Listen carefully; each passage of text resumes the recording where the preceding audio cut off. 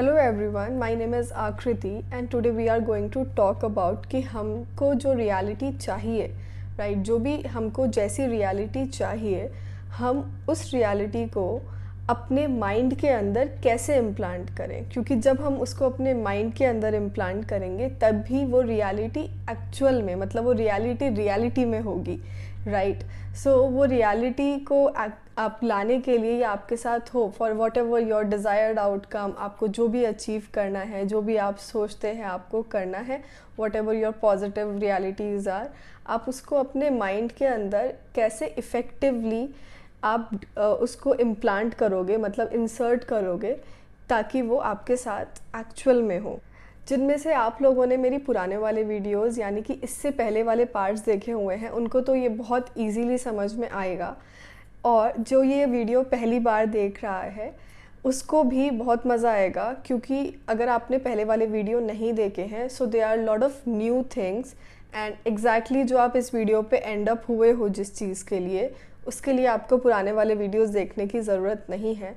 जो आप जानना चाहते हो वो आपको इस वीडियो के अंदर डेफिनेटली आपका आंसर हो जाएगा क्वेश्चन।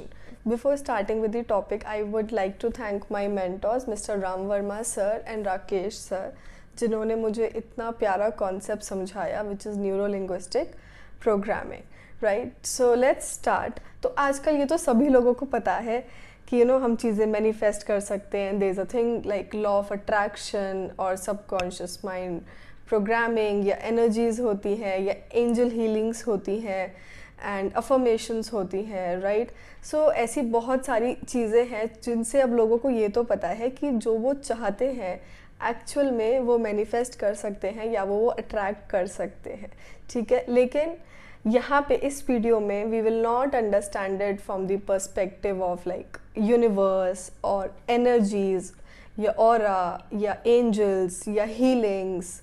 हम इन बेसिस पे हम नहीं डिस्कस करेंगे, right. We will understand it from the perspective of neuro science, right. हम इसमें प्योर लॉजिक की बात करेंगे, प्योर साइंस की बात करेंगे, हम अपने माइंड की बात करेंगे कि हमारा माइंड कैसे वर्क करता है, हम न्यूरो लिंग्विस्टिक प्रोग्रामिंग की बात करेंगे, राइट।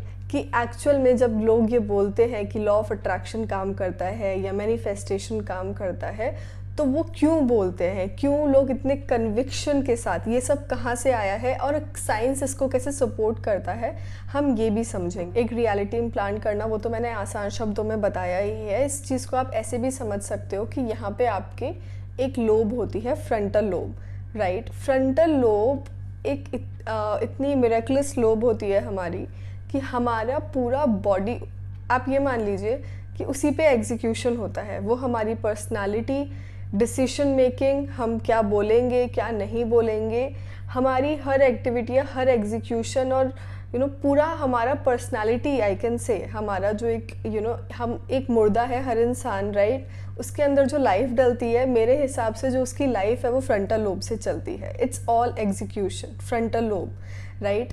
तो और हमारे ऐसे ही और हमारी 3 लोब्स होती हैं। मतलब आप कुछ भी देख रहे हो ना, तो उसका जो विजुअल पार्ट है वो ओसिपिट, ऑडियो पार्ट है वो आपकी टेम्पोरल लॉब्स होती हैं, इमोशनल जितना भी आपका वो रहता है, जो काइनेस्थेटिक इंफॉर्मेशन होती है आपकी बॉडी की, वो हमारी पेरिटल करती है, और फ्रंटल लोब एग्जीक्यूशन करती है। वो क्या करती है, हमारी जो ऑसिपिटल लोब होती है वो उसके अंदर सारे विजुअल्स होते हैं, वो सारे विजुअल्स प्रोसेस करती है। सारी इमेजेस जो आप के अंदर होती है, चाहे वो मूवी के फॉर्म में हो या इमेज हो, वो एग्जैक्टली वो एग्जीक्यूट कर देती है। इसीलिए बोलते हैं कि हर की सोचो, विजुलाइज करो, विजुलाइज करो।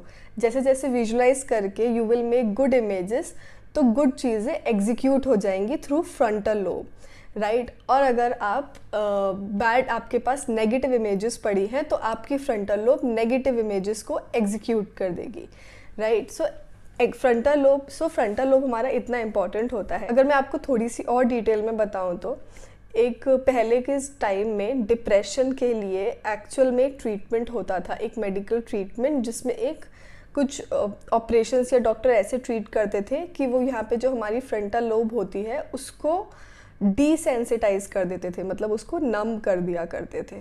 उससे क्या होता है, मान लीजिए आप ये समझ लीजिए जैसे आपका हाथ है और अब ये जैसे पैरालाइज के टाइम पे क्या होता है, ये नम हो जाता है, ठीक है, बॉडी का एक साइड या कोई आपका एक बॉडी पार्ट वो काम नहीं करता, उसमें कोई सेंसेशंस नहीं है, वो फील नहीं होता। उसी तरीके से फ्रंटल लोब कर दी जाती थी। लेकिन उसको करने के बाद ये रिजल्ट सामने आए कि जैसे जैसे लोगों को डिप्रेशन तो चला जाता है, फ्रंटल लोब में ही सारा डिप्रेशन वही क्रिएट होता है, राइट। तो वो तो जा रहा है, लेकिन जो इंसान है वो बिल्कुल ज़ॉम्बी बन गया है। नॉट एग्जैक्टली जो ज़ॉम्बी आप मूवीज़ में देखते हो, but the zombie is like lifeless.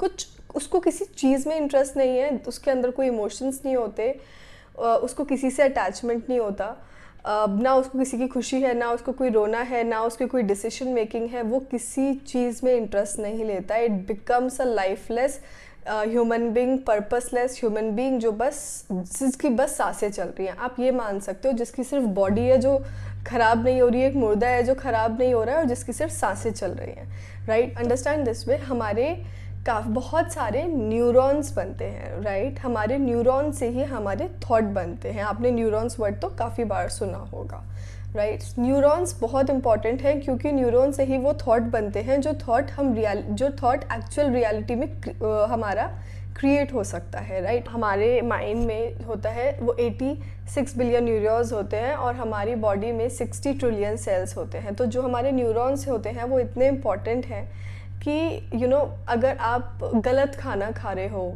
या आप बहुत स्ट्रेस में हो, या फिर आप ये सब जो भी टीवी, मोबाइल, जो भी हम लोग आप सोते नहीं हो टाइम से, गलत खाना खाते हो, जिसकी वजह से भी आपका कॉर्टिसोल हाई होता है। आपका कॉर्टिसोल हाई होने की वजह से आपके न्यूरॉन्स नहीं बनते हैं। न्यूरॉन्स नहीं बनते हैं तो आपकी लाइफ भी स्टक है। आपके जो पुराने जो भी सेल्स है या न्यूरॉन्स है या जो न्यूरोट्रांसमीटर्स है पुराने या जो नेगेटिव, वही आपकी रियलिटी ऑलरेडी सब कुछ। इसीलिए आप बोलते हो कि कुछ चेंज क्यों नहीं आ रहा, हम तो एफर्मेशन भी कर रहे हैं, कुछ चेंज क्यों नहीं आ रहा, हम तो इतनी मेहनत भी कर रहे हैं, लेकिन अभी भी वहीं पे अटके हैं जहां हम पहले थे। वही चीज़ होती है आपके साथ लूप पे जो पहले हुआ करती थी, ठीक है। रिजल्ट्स नहीं उतना चेंज होते हैं। तो इसीलिए न्यू न्यूरॉन्स डेवलप करने की ज़रूरत है न्यू रियलिटी क्रिएट करने के लिए, ठीक है। और अगर हमें न्यू रियलिटी हमें क्रिएट करनी है तो हमको ये हाई कॉर्टिसोल जो हमारा कॉर्टिसोल बढ़ाती हैं, उन चीज़ों को हमको अवॉइड करना चाहिए, जैसे ज़्यादा टीवी, मोबाइल, स्क्रीन्स जो भी हो गई हमारी, या गलत खाना, या फिर नींद हमें पूरी लेनी चाहिए, जो भी आप स्ट्रेस कम लेना चाहिए। और तो now you have understood, now let us understand the topic, या जो उस चीज़ के लिए जिसके लिए आप में से काफ़ी सारी लोग इस वीडियो को देख रहे हैं। दैट इज़ कि जब भी हम मैनिफेस्टेशन की बात करते हैं, या हम ये बोलते हैं कि अफर्मेशंस लिखो, तो हम ये क्यों बोलते हैं कि उसमें फीलिंग्स डालो तभी वो जाके मैनिफेस्ट होंगी, या तभी अफर्मेशंस लिखते टाइम उसको फील करो, या जब विजुलाइज करो उसको फील करो, उसकी डिटेलिंग में जाओ। हम ऐसा क्यों बोलते हैं, वी विल अंडरस्टैंड दिस। देखिए, हमारी बॉडी के अंदर बहुत सारे न्यूरोट्रांसमीटर्स क्रिएट होते हैं, ठीक है। उनमें से कुछ हैप्पी हार्मोन्स रिलीज़ करते हैं, कुछ आप ये बोल सकते हैं नेगेटिव हार्मोन, सैड हार्मोन, जैसे कि गुस्सा या फिर स्ट्रेसफुल सिचुएशंस, कुछ उस तरीके के हार्मोन्स रिलीज़ करते हैं। और कुछ हैप्पीनेस, प्लेजर, या फिर एंडोर्फिन्स जैसे होते हैं, जैसे कि जो एक्सरसाइज के बाद रिलीज़ होते हैं, फोकस, एनर्जी, ये पॉजिटिव हार्मोन्स होते हैं, ठीक है। तो अब बचपन से लेके अब तक आपकी बॉडी के अंदर आपकी बॉडी ने काफ़ी सारे न्यूरोट्रांसमीटर्स ऑलरेडी क्रिएट किए हुए हैं, ठीक है। न्यूरोट्रांसमीटर्स वही होते हैं, इजी लैंग्वेज में अगर समझाऊं, जो आप लोग काफ़ी सुनते हैं, डोपामीन, एड्रेनलिन, सेरोटोनिन, एंडोर्फिन्स, ठीक है। जैसे एड्रेनलिन से स्ट्रेसफुल सिचुएशंस में क्रिएट होता है, हार्ट बीट आपकी बहुत बढ़ जाती है, ब्लड फ्लो बढ़ जाता है। डोपामीन से good hormones, pleasure hormones release होते हैं। वहीं सेरोटोनिन से हैप्पी हार्मोन्स रिलीज होते हैं। एंडोर्फिन से एनर्जेटिक या हैप्पी या फोकस वाले जो हार्मोन्स हैं वो रिलीज होते हैं, राइट। सो ये इस तरीके न्यूरोट्रांसमीटर्स को आप ये समझ सकते हैं। I will take the term neurotransmitters, ठीक है। अभी हमने थोड़ी देर पहले बात की थी न्यूरॉन की, कि न्यूरॉन बहुत इंपॉर्टेंट होता है हमारी रियलिटी क्रिएट करने में। अभी वो कैसे होता है हम समझेंगे थोड़ा डिटेल में जाके, ठीक है, कि न्यूरॉन क्या होता है। देखिए, हम न्यूरॉन की पहले बॉडी में आपको बताऊंगी कि कैसी होती है, राइट।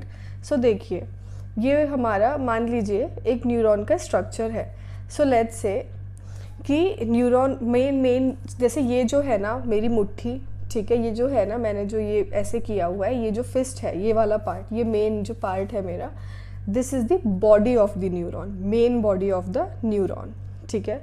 ये जो इसके पीछे आ रहा है ना, ये अपने अंदर जहाँ से लेता है ना, रिसीप्टर मान लीजिए, यहाँ से वो रिसीव करती है, इसकी बॉडी चीज़ें रिसीव करती है। ये हमारे माइंड में एक पेड़ की ब्रांच के जैसे होता है, ठीक है। तो यहाँ से रिसीव करती है, इसको बोलते हैं डेंड्राइट्स, ठीक है।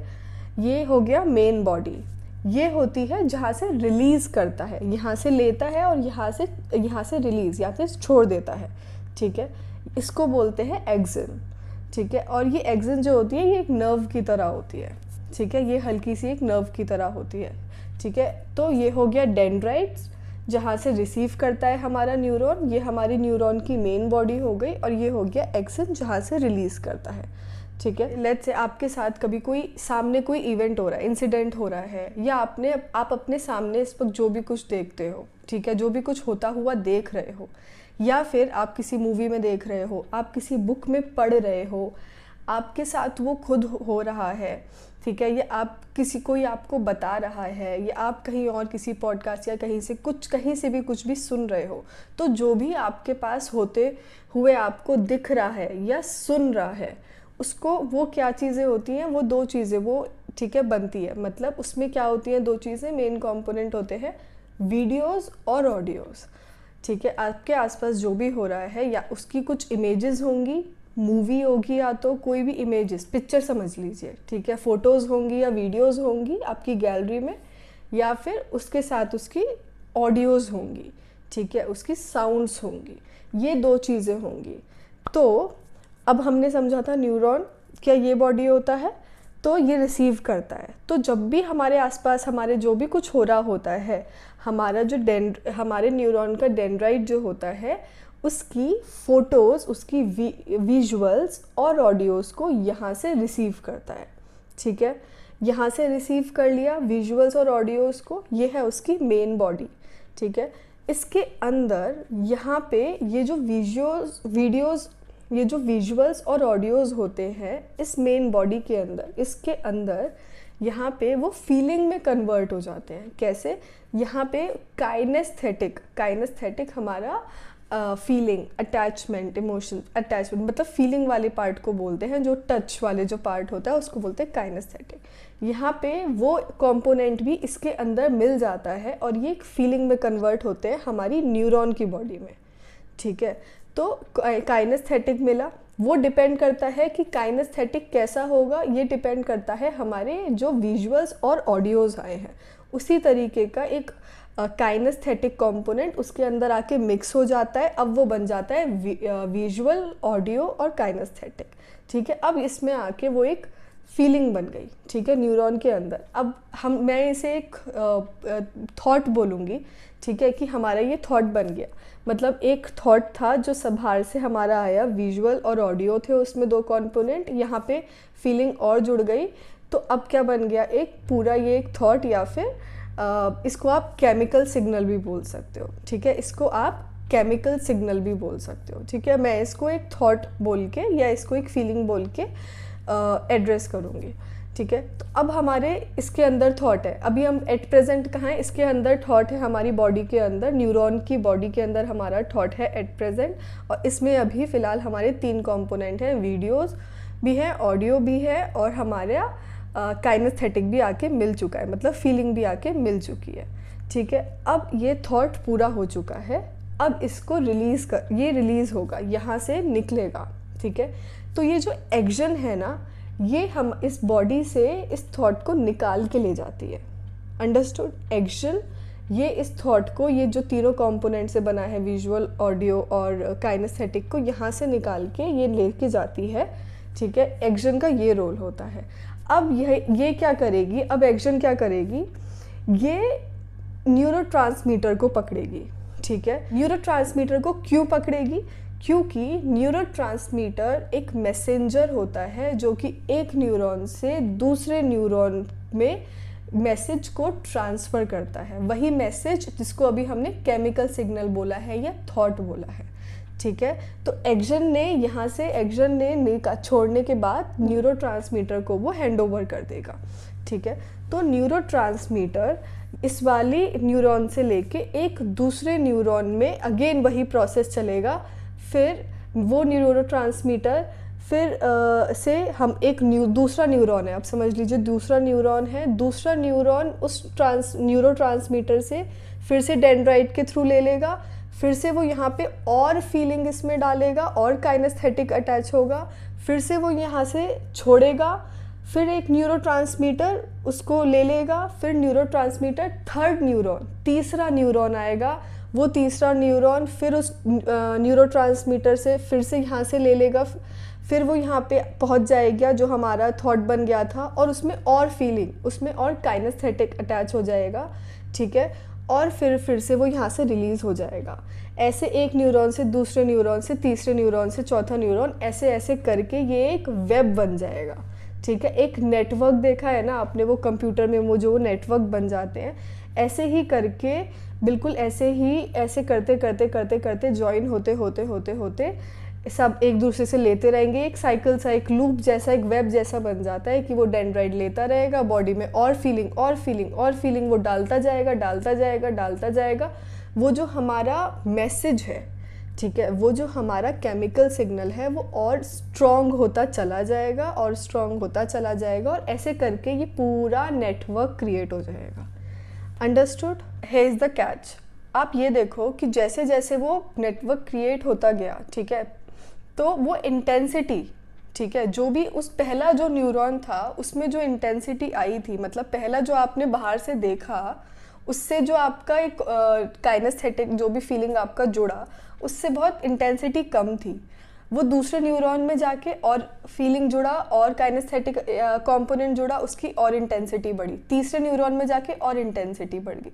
तो जब पूरा नेटवर्क बना न्यूरॉन्स का उसकी इंटेंसिटी बहुत हाई थी, राइट। उस थॉट वो थॉट अब आपको अफेक्ट करने लगा, ठीक है। अफेक्ट अच्छी तरह भी हो सकता है बुरी तरह भी, लेकिन कहने का मतलब है अब उस मैसेज में इमोशनल इंटेंसिटी फीलिंग्स वाली इंटेंसिटी इतनी बढ़ चुकी है क्योंकि हर न्यूरॉन में उसमें थोड़ी थोड़ी फीलिंग्स अटैच होती चली गई। वो जो हमने विजुअल्स और ऑडियोज बाहर से लिए थे और उसमें काइनेस्थेटिक अटैच होता चला गया और हमारा इंटेंसिटी उस थॉट का पूरा उस मैसेज का बढ़ चुका है। ये जो हमारा नेटवर्क बन गया है अब न्यूरॉन्स का और इसमें जो फीलिंग्स की इतनी इंटेंसिटी बढ़ चुकी है, ये कैसे डिसाइड करेगा कि एक्चुअल में हम क्या रियलिटी क्रिएट करने वाले हैं, राइट। अब ये क्या डिसाइड करता है ना, ठीक है। तो हियर इज़ द कंक्लूजन।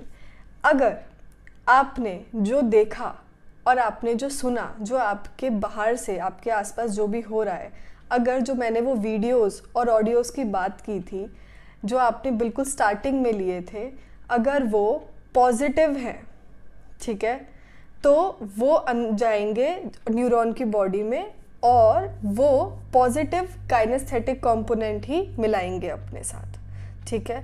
तो जो फीलिंग होगी वो भी पॉजिटिव ही अटैच हो जाएगी और वहाँ से आपके जब वो पास करेगा तो जो न्यूरोट्रांसमीटर वो कंज्यूम कर, जो न्यूरोट्रांसमीटर वो जिसको भेजेंगे ना, जिसके थ्रू दूसरे न्यूरॉन को, वो न्यूरोट्रांसमीटर भी पॉजिटिव वाला ही यूज़ करेगा, ठीक है। तो पॉजिटिव ऑडियो और पॉजिटिव वीडियो या आप उसे पॉजिटिव थॉट जो आपने बाहर देखा, जब वो पॉजिटिव होगा तभी पॉजिटिव फीलिंग वो यहाँ पे लेगा और जब ये एक पॉजिटिव मैसेज बन जाएगा, positive chemical signal positive neurotransmitter को ही यूज़ करता है।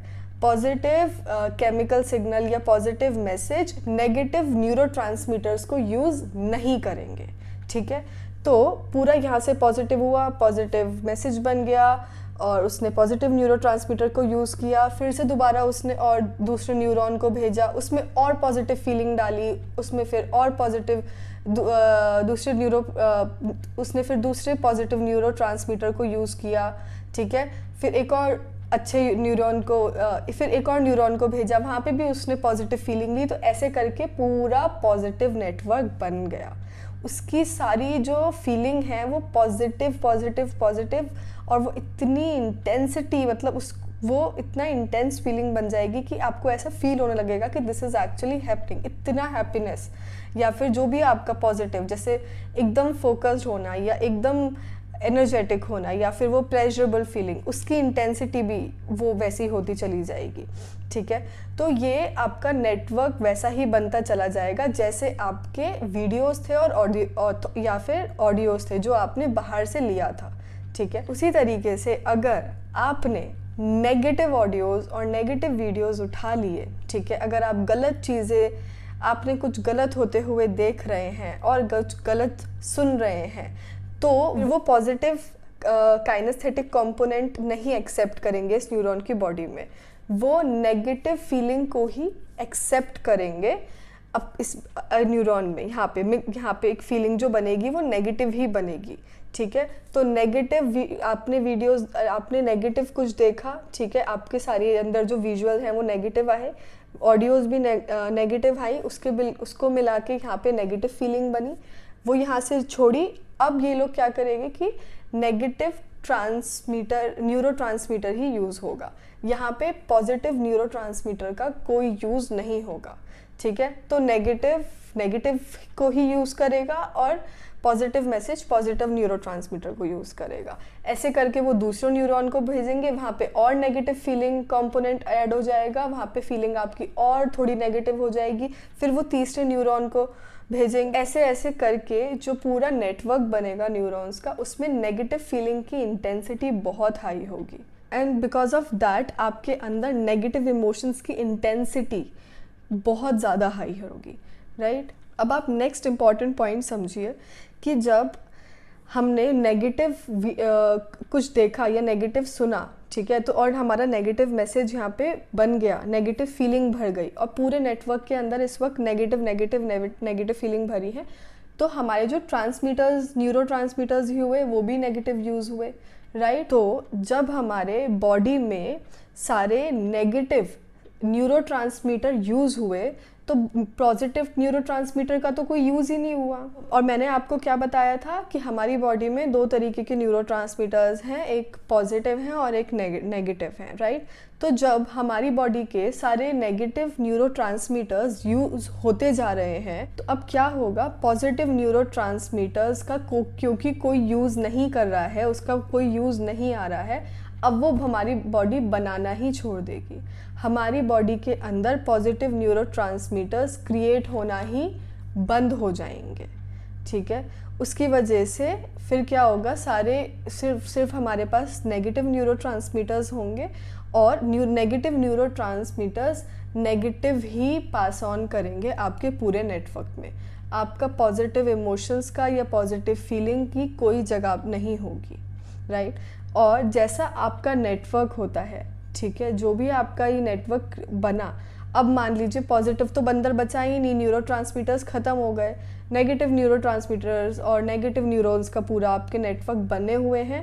अब आपकी जो रियलिटी है, ठीक है, जो क्रिएट होगी, अब आप जो भी मैनिफेस्ट या अफर्म करोगे या आप विजुलाइज भी करोगे, तो वो आपका पॉजिटिव नहीं आता है। ठीक है, और क्योंकि अब आपके अंदर ऐसा करते करते, क्योंकि आपके पॉजिटिव न्यूरोट्रांसमीटर्स बनने बंद हो गए थे और आपके नेगेटिव फीलिंग्स के जो न्यूरॉन्स के नेटवर्क हैं वो काफ़ी ज़्यादा आपकी बॉडी में बढ़ गए हैं।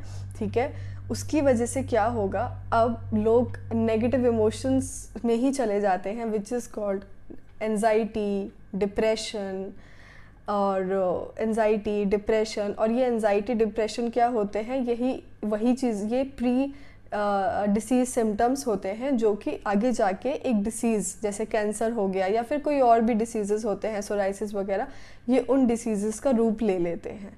तो हमारी जो फ्रंटल लोब है, इसमें हमने समझा कि हमारे पॉजिटिव न्यूरोट्रांसमीटर्स क्यों ख़त्म हो चुके हैं और क्यों नेगेटिव न्यूरोट्रांसमीटर्स या हमारे साथ सब कुछ नेगेटिव इमोशंस हमारे ज़्यादा क्यों हैं। नाउ द पॉइंट इज़ कि ये तो समझ में आ गया कि हमारे नेगेटिव न्यूरोट्रांसमीटर्स बहुत ज़्यादा हैं और हमारे पॉजिटिव न्यूरोट्रांसमीटर्स कम हो चुके हैं या ख़त्म हो चुके हैं। यहाँ पे अब एक मुश्किल है, हमें समझ तो आ गया कि न्यूरोट्रांसमीटर्स चाहिए एक पॉजिटिव न्यूरॉन्स का, पॉजिटिव फीलिंग्स का पूरा एक नेटवर्क बनाने के लिए, लेकिन मुश्किल ये है जो फ्रंटल लोब है इसको रीवायर करना बहुत मुश्किल होता है। क्यों मुश्किल होता है? क्योंकि इसको रीवायर करने के लिए बहुत सारे पॉजिटिव न्यूरोट्रांसमीटर्स की ज़रूरत पड़ती है, जो कि इस वक्त हम में से ऑलमोस्ट बहुत सारे लोगों के पास बहुत कम क्वांटिटी में है, या हमारे बनने ही बंद हो गए हैं, रिलीज़ होना ही बंद हो गए हैं, राइट। अब आपको समझ आया कि गेम क्या है, इसीलिए हमारे काउंसलर्स, ट्रेनर्स है ना, और जो कोचेज़ हैं, थेरेपिस्ट हैं, ये विजुअलाइजेशन बताते हैं as a very effective technique. वो क्यों बताते हैं?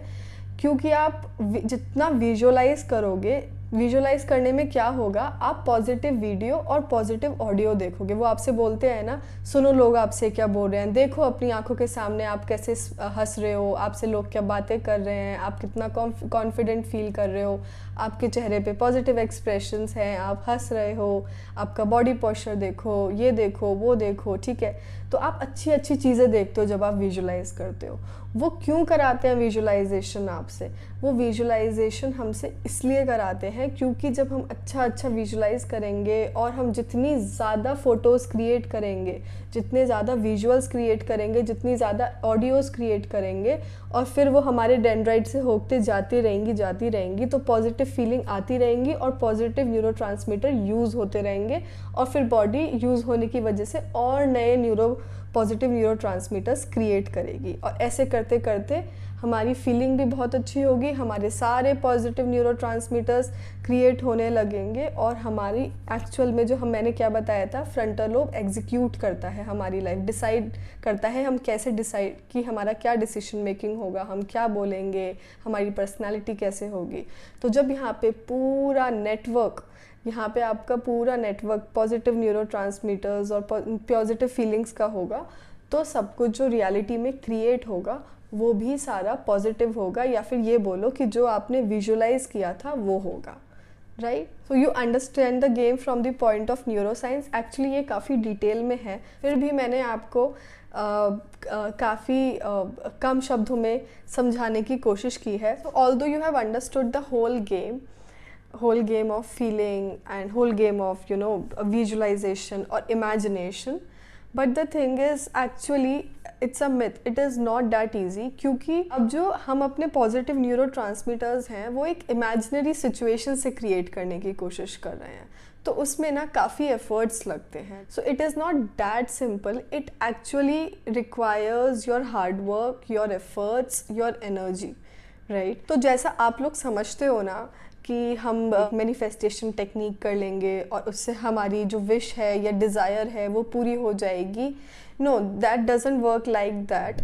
उसमें आपको एक्चुअली बहुत हार्ड वर्क करना पड़ता है। शायद वो पहली बार में ना आए, वो दूसरी बार में ना आए, वो थर्ड या फोर्थ टाइम में आए, जिसमें आप जिसमें आप काफ़ी एफर्ट्स लगाते हो to create that visuals and audios in your mind. आप इतना एफर्ट्स लगाते हो उनको इमेजिन करने में, जितना आप उन्हें पॉजिटिव बना सकते हो उतना ज़्यादा आप उनको पॉजिटिव बनाने की कोशिश करते हो, उतना डिटेलिंग में जाते हो, इतनी सब मोडालिटीज़। जिन्होंने मेरी पुरानी वीडियोस देखी हैं उनको पता होगा, जिनको नहीं पता उनके लिए मैं बोलूँगी कि कैरेक्टरिस्टिक्स की, मतलब कैसे कलर हो, क्या स्पीड हो, उसका आवाज़ कैसा हो, कम हो, ज़्यादा हो, ठीक है, एंड कितना साइज़ में बड़ी है, फ्रेम के अंदर है, नहीं है, आप इतनी डिटेलिंग में जाते हो। आई नो आप में से बहुत सारे लोगों को नहीं समझ में आ रहा होगा कि ये साइज़ की क्या बात कर रही है, लोकेशन की क्या बात कर रही है, 3D या 2D होनी चाहिए इमेज, या वॉल्यूम कैसा होना चाहिए, इसका क्यों बात कर रही है। But the thing is this is important from the perspective of logic, from the perspective of science, this is very important and it is proven, ठीक है। ये कभी फेल नहीं होती है ये चीज़ें। आपको कम से कम there are 8-9 possibilities, characteristics, sub modalities जो मैंने लास्ट वीडियो में डिस्कस की है। अगर आपने नहीं देखा है, इफ़ यू वांट, अगर आप चाहो तो एक बार जाके देख सकते हो सिर्फ उतना part, and you would realise कि जब आप कोई चीज़ इमेजिन करो या विजुलाइज करो, ठीक है, तो आप उसके अंदर वो सारी कैरेक्टरिस्टिक्स डालो, उसको विजुलाइज करते टाइम, तब वो जाके एक फुल फ्लेज विजुलाइजेशन बनता है। इतना इजी नहीं है कि जो चाहते हो वो सोचो, जो चाहते हो वो सोचो।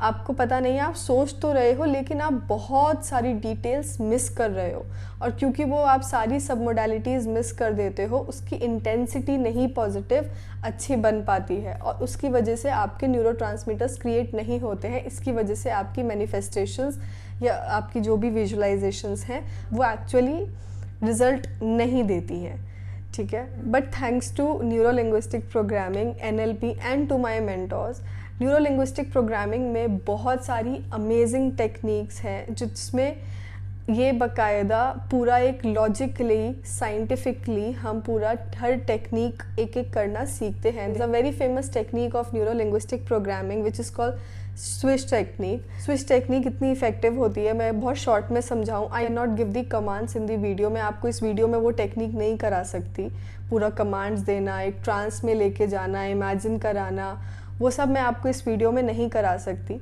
ठीक है। लेकिन मैं बहुत शॉर्ट में एक्सप्लेन करूँगी। There is a golden ball, imagine all the videos, ठीक है। उस वीडियोज़ में सारी सब मोडालिटीज़ डालेंगे, modalities and sub modalities, then you think of all the audios, you think of all the modalities and sub modalities.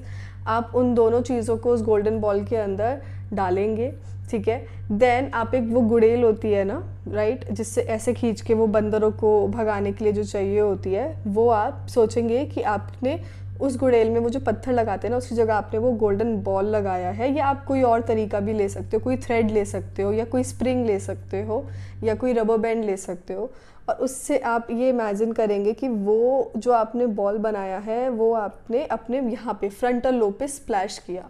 जैसे ही वो golden ball आपके frontal lobe से आके टच हुआ, वो यहाँ पे सारा स्प्रेड हो गया, और वो सारे इमेजेस आपके यहाँ पे बनते जा रहे हैं, दिखने लगे हैं अब आपको। वो सारे उसने आपने जो इमेजेस बनाए थे वो आके यहाँ पे आके सारे स्प्लैश हो रहा है, ठीक है। तो ऑफ कोर्स मैंने आपको बहुत ज़्यादा शॉर्ट में बताया है, this is not that short और दैट ईजी टू डू। इसमें काफ़ी सारी चीज़ें हैं जो ध्यान रखनी पड़ती हैं, जैसे यहाँ पे स्पीड का बहुत ध्यान रखना पड़ता है। ये सारा काम हमें बहुत स्पीड में करना पड़ता है। हमारे काउंसलर्स या हमारे मेंटर्स ने हमें जब कराया तब हमसे भी पहली बार में नहीं होता था, but we kept doing it. जब हम प्रैक्टिस करते हैं तो होता है, और जब हम दूसरों को कराते हैं तो speed matters, and there are lot of other things, बहुत डिटेलिंग में जाना होता है, and this is how it is done. और जितनी बार हम करते हैं उतना ज़्यादा we have seen the magical results being created because of this particular technique. इसके जैसी और भी होती हैं, ठीक है, but this is one of the popular, इसलिए मैंने डिस्कस कर दिया। बट NLP में ऐसी बहुत सी टेक्निक्स हैं जो हम करके हम अपने पॉजिटिव न्यूरोट्रांसमीटर्स क्रिएट कर सकते हैं। जब हम पॉजिटिव न्यूरोट्रांसमीटर क्रिएट हो जाते हैं तो एग्जैक्टली जो आपने वो गोल्डन बॉल के अंदर जितने भी आपने अपने विजुअल्स या ऑडियोज़ या जो भी आपने उसके अंदर अपना रियलिटी आपने सोची थी कि ऐसा हो वैसा हो, वो क्रिएट होने लगती है, राइट। मैं जितना आपको समझा सकती थी, आई होप अब आप नेक्स्ट अपना विजुअलाइजेशन या कोई मैनिफेस्टेशन टेक्निक ट्राई करो तो आप इन चीज़ों का ध्यान रखो। एक मेजरली अगर मैं फिर एक और बार बताना चाहूँ तो देयर आर 4 पॉइंट्स इनका तो आपको ध्यान रखना ही रखना है, ठीक है। जो लोग NLP की काउंसलिंग या NLP ट्रेनिंग या NLP को सीख सकते हैं वो तो ज़रूर एक बार ट्राई करें। बट आपको अगर जैसे खुद से मैनिफेस्टेशन टेक्निक्स या विजुअलाइजेशन आप लोग करते हैं, उसमें आप जो अपना आउटकम बनाते हो ना, जो भी आप क्रिएट करते हो, या अपनी विश जिसे बोलते हैं आजकल लोग कि आपकी विश पूरी हो जाएगी, अपनी विश लिख दीजिए, या ठीक है प्रेजेंट टेंस में लिखिए, या ये सब, वो जो विश जो भी आप बनाते हो उस विश में आपकी 4 चीज़ें या उस आउटकम में आपकी 4 चीज़ें होनी बहुत ज़रूरी हैं। पहली चीज़, आपका जो आउटकम है वो पॉजिटिव होना चाहिए। पॉजिटिव एज इन आपका जो भी प्रॉब्लम है वो रिजॉल्व हो चुकी है, ये होना चाहिए। आप प्रॉब्लम नहीं देखोगे, आप प्रॉब्लम रिजॉल्व होते हुए भी नहीं देखोगे, ठीक है। प्रॉब्लम ठीक हो रही है, आपको ये भी इमेजिन नहीं करना है। This is strictly prohibited to think like that कि मेरी प्रॉब्लम ठीक हो रही है। आपको जो विजुलाइज करना है वो एग्जैक्टली उसकी अपोजिट, मतलब एक इमेज जो आपकी रिजॉल्व्ड है, एज इन अगर कोई डिसीज़ है तो उसमें आपका जो ऑपोजिट इमेज होगी वो क्या होगी, एक हेल्दी इंसान की, कि आपकी बॉडी बिल्कुल हेल्दी है, अब आपको कोई प्रॉब्लम नहीं है, आपके चेहरे पे चमक है, आपकी बिल्कुल आप फिट हो चुके हो, अब आप अच्छे से चल पा रहे हो, अब आप अच्छे से खा पा रहे हो, आप अच्छे से लोगों से बात कर पा रहे हो, अब आप बाहर घूमने जा रहे हो, अब आप अपने काम पे फोकस कर पा रहे हो।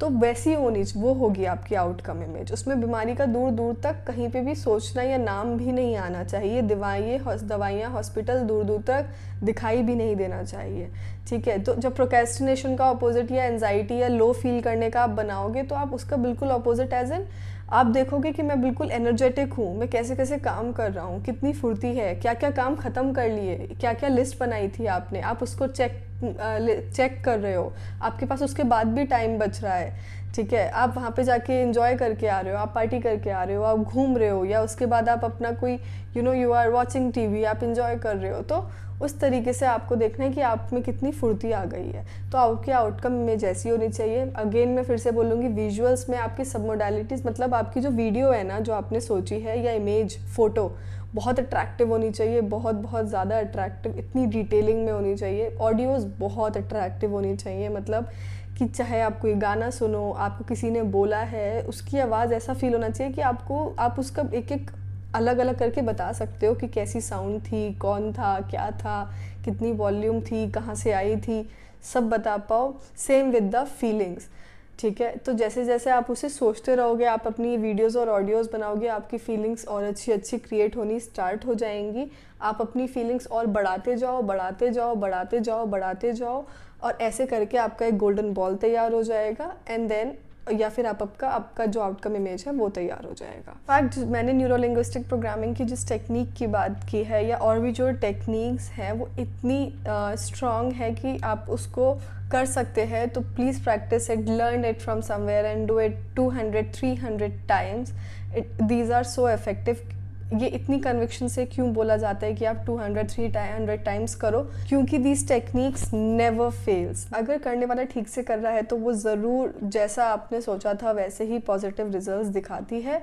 But the technique never fails, the trainer fails और द डूअर फेल्स, राइट। ऐसा मेरे मेंटोर ने ही मुझे सिखाया है कि अब a trainer can fail but the technique never fails, and I have tried it and it never fails. जो लोग काफ़ी सारी problems इस वक्त they are going through, there are a lot of problems, मैं कुछ एग्जाम्पल देके आपको एक्सप्लेन। जैसे आपके अगर प्रेजेंट इमेज में जैसे कुछ लोगों को गलत चीज़ खाने की या पीने की आदत है, जैसे टी पीने की आदत है, जो आउटकम इमेज आप बनाओगे उसमें आप जब अपनी आप आउटकम इमेज क्रिएट करोगे, उसमें आप अपने आप को ग्रीन टी या जूस पीते हुए या कोई अच्छी चीज़ पीते हुए इमेजिन करोगे, और उस पर ना सिर्फ ये इमेजिन करोगे कि आप ग्रीन टी पी रहे हो या कोई प्रोबायोटिक ड्रिंक पी रहे हो, उसके साथ साथ आप ये भी इमेजिन करोगे कि उसके क्या फ़ायदे हो रहे हैं। उसको पीने के बाद आप में बड़ी एनर्जी आ गई है, उसको पीने के बाद आपका पेट कम हो रहा है, उसको पीने के बाद आपके चेहरे पे ग्लो आ गया है, उसके बेनिफिट्स भी करोगे,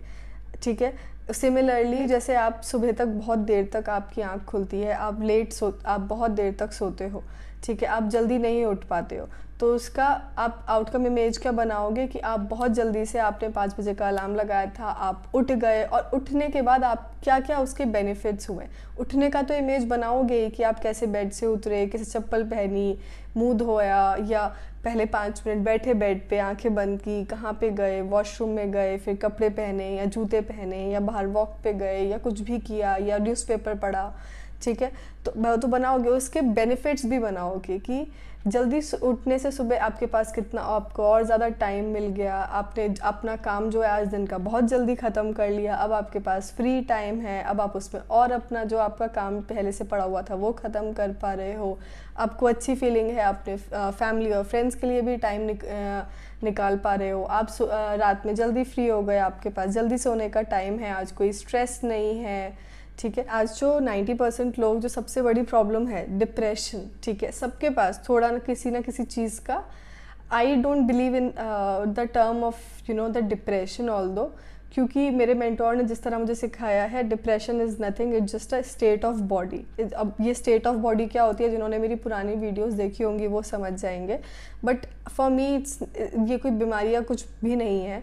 it's just the lack of आपके पास लैक ऑफ डोपामीन, आप मान लीजिए कि, और डोपामीन क्या है, न्यूरोट्रांसमीटर, और कैसा न्यूरोट्रांसमीटर है, positive neurotransmitter. You just lack positive neurotransmitters. जैसे जैसे आप अपने पॉजिटिव न्यूरोट्रांसमीटर्स क्रिएट करते जाएंगे, आपकी ये जो डिप्रेशन वाली जो स्टेट है ना, इसमें से डी हट जाएगा और एक्सप्रेशन रह जाएगा खाली, ठीक है। And this is how your depression can also be resolve, and exactly यही होती है। इसीलिए पुराने ज़माने में फ्रंटल लोब को डिसेंसिटाइज कर दिया जाता था, क्योंकि उस फ्रंटल लोब के अंदर सारे नेगेटिव न्यूरोट्रांसमीटर्स भर चुके होते थे, ठीक है। तो उसको डिसेंसिटाइज कर दिया जाता था, जिस वजह से उसमें कोई डिप्रेशन नहीं रहता था। लेकिन द पॉइंट इज़, फिर उसमें पॉजिटिव न्यूरोट्रांसमीटर्स भी नहीं रहते थे, तो उसका कोई फिर फ़ायदा नहीं था, ठीक है। डिप्रेशन तो चला गया, लेकिन इंसान भी ज़ॉम्बी बन गया। तो हमें क्या करना है, पॉजिटिव न्यूरोट्रांसमीटर्स क्रिएट करने हैं, और उसी तरीके से हमारा डिप्रेशन या एंजाइटी या जो भी चीज़ें हैं, ये भी अपने आप चली जाती। So that's it from my side. I hope मैं आपको थोड़ा सा कुछ भी समझाने में सक्षम रही होंगी।